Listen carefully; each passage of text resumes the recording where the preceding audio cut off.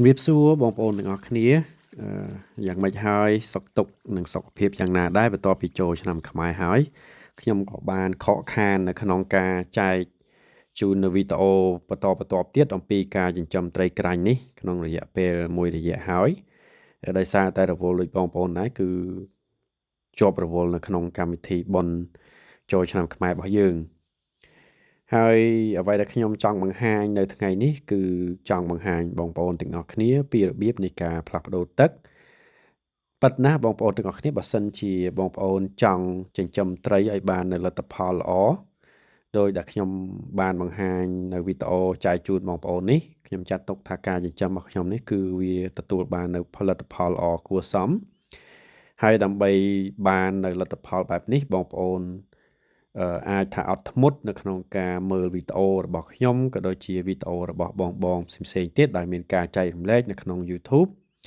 ហើយការចែករំលែកនេះសូមប្រាប់បងប្អូនដែរថាអ្វីដែលខ្ញុំចង់ប្រាប់នេះគឺមានការនិយាយដោយល្អិតបងប្អូនស្ដាប់ហើយអាចពិចារណានៅក្នុងការធ្វើតាមបើសិនជាបងប្អូនធ្វើតាមនោះភាពជោគជ័យរបស់បងប្អូននៅក្នុងការចិញ្ចឹមត្រីគឺវាមានភាពល្អប្រសើរច្រើននៅត្រង់ចំណុចនេះដែរចំណុចដែលខ្ញុំឲ្យបងប្អូនអត់ធ្មត់នៅក្នុងការស្ដាប់ព្រោះថាវីដេអូមួយបើសិនជាបងប្អូនចង់ចេះនោះប្រកាសណាស់ថារាល់ការនិយាយវាអាចថារៀងបើយើងនិយាយភាសាសាមញ្ញថាតប៉ែបន្តិចប៉ុន្តែអ្វីដែលខ្ញុំក៏ដូចជាបងផ្សេងធ្វើការចែករំលែកនិយាយរៀងវែងនេះគឺដើម្បីបងប្អូនទាំងអស់គ្នាអាចចាប់បាននៅចំណុចមួយអញ្ចឹងយើងចូលមកដល់ចំណុចរបស់យើងដែលខ្ញុំចង់បង្ហាញបងប្អូនអំពីការរៀបចំបង្ហូរទឹកចិញ្ចឹមត្រីក្រាញ់នេះតើយើងគួរតែបង្ហូរយ៉ាងម៉េចយើងធ្វើយ៉ាងម៉េចដើម្បីឲ្យត្រីរបស់យើងមានសុខភាពល្អឆាប់ធំទទួលបានលទ្ធផល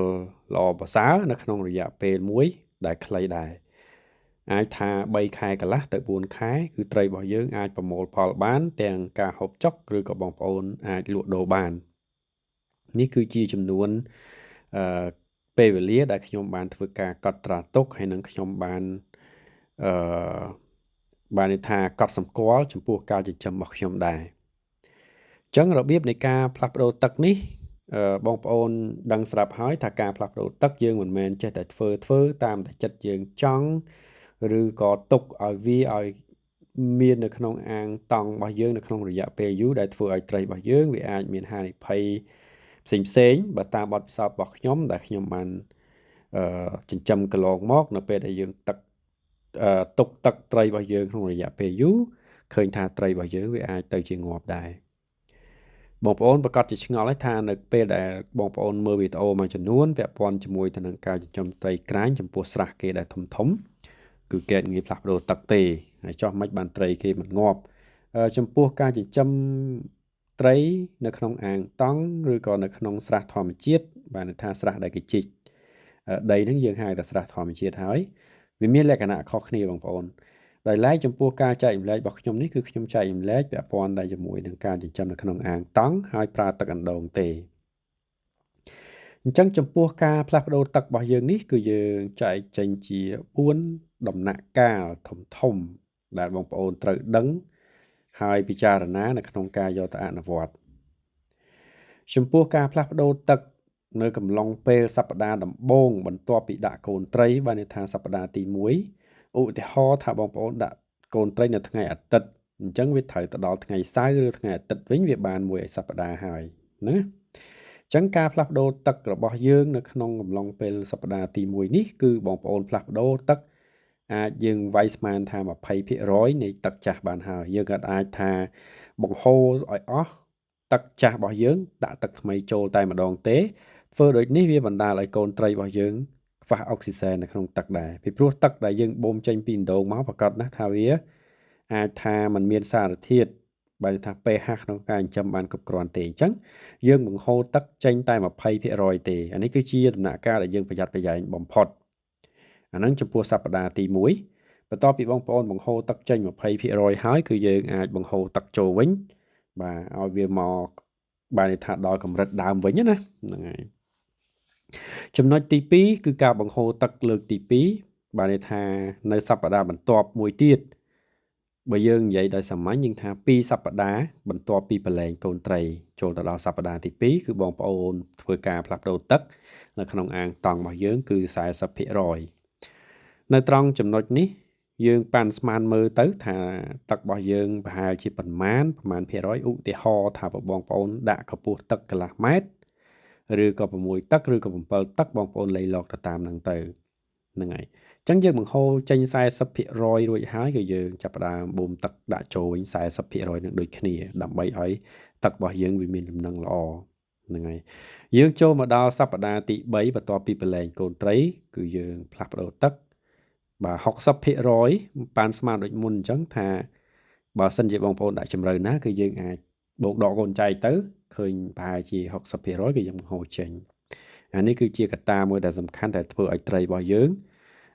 វាល្មមនៅក្នុងកម្រិតដែលសប្តាហ៍ទី3នេះបានថាត្រីកូនត្រីរបស់យើងវាអាចធំល្មមអាចទប់ទល់នឹងទឹកដែលផ្លាស់ប្ដូរមានចំនួនច្រើននេះចំណុចទី4គឺនៅសប្តាហ៍ទី